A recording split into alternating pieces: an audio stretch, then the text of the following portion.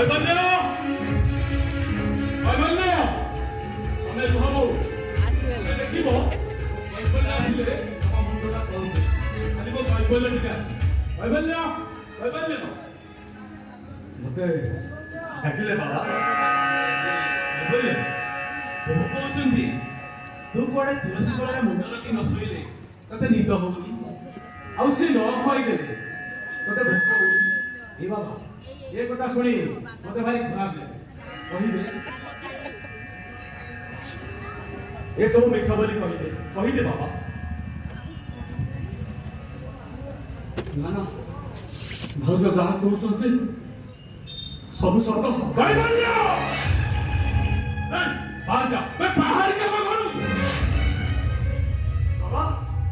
मोटा पर घरू बाहर जीवा को कहउछंती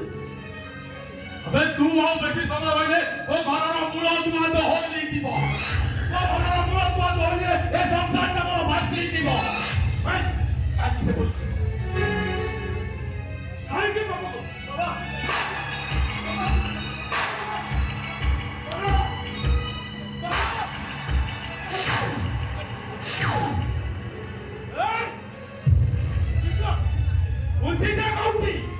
अरे कमा बड़ी चरित्रहीन कले से मुंड रखी सोइबो आ मु ताको छाड़ी देबी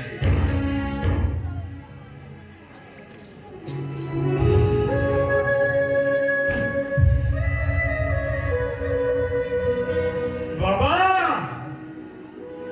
अपन तो मते भूल बुझी सारिले तथापि मु गोटे प्रश्न आपन को पचारिबी आपण को मां कोन आपन केबे खुआई देइनी आपण को मां कोन कोन आपन केबे मुंड रखी सोइना आंती अनेक थर सोइची औ सतबल आपन को चारि पाता थिबा लोक माने कोन आपन को भूल बुझिथिले ना आपण मां को चरित्रहीन बोली कहिथिले बाबा दुनिया रे अनेक संपर्क अछि हेले सबुठु पवित्र और निबिड़ संपर्क हेउछि मां पुअर संपर्क ए बड़ा विषय तो तमरा मां पुअर संपर्क ईश्वर को डाकुछि बाबूज सब जन्म रे मते एमति गोटे कंटिन्यू मिलु थाउ जब तुम दिन रे हजार थर मां बोली डाकिबी मां डाकिबी अरे एटा तुलसी नो एटा होछि गोटे असती तुलसी असती बोली जगन्नाथ ताको मथारे लगा तिगुरु जानि पारथुले भाउज तुलसी केते महान पुराण जुगरे तुलसी के औषधि सजाई देथिला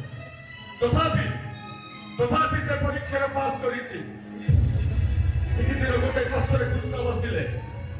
आउ गोटे पार्श्वरे 8 जन रानी बसिले हेले कृष्ण कथा भारी पड़ी गला सेति लागि 8 जन रानी को जगह रे गोटाई तुलसी पत्र पके दिया गला आउ तापरे जा हला ए सारा संसार देखिछि तुलसी कृष्ण ठारू भारी पड़ी गला भाउज आउ एटा पुराण बुझरे कहानी सुनबे किछि दरकार नै हम दादा को फोन करिछि ସେମାନେ ଆସିଲେ ଏଠି କିଛି ନିଷ୍ପତ୍ତି ନେବେ वो तले अरो कथा दादा गुडी की जोड़े कोन करते घरटे तो होटल करछ जानी एटा कष्ट लागुनी कि मु दादा को फोन କରି जणा देबी तमको कष्ट लागुची नै सुनो मु तमको 10 मिनिट खबर देबी आ सेई समय भितरे अजी तुलसी घर छड़ी जाने न जाए अरे मु ए घर छड़ी जाने देबी ये तो बोल तुम मो पे घर छड़ी जाइबो ओ तोरे पान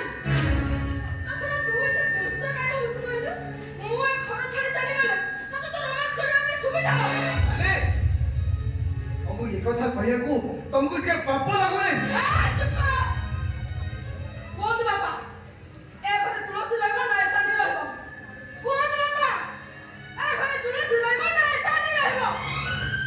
ओ किछि निष्पत्ति नहीं पारिबी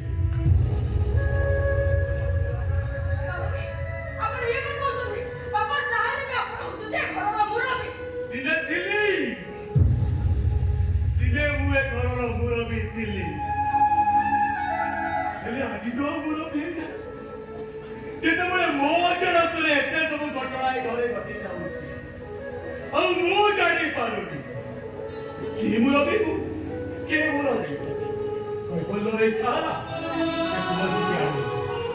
ତମର ଇଚ୍ଛା ହବ ତମେ ତାକୁ ଏ ଘରୁ ବାହାର ସେଥିରେ ମୋର ପଶିବାର କାହିଁକି ଜାଣିଛ କାରଣ ମୁଁ ବୁଢା ହେଇଯାଇଛି ଆଉ ବୁଢା ହେଇଗଲା ପରେ ନିଷ୍ପତ୍ତି ନବାର ଅଧିକାର ମୋର କିଛି ନାହିଁ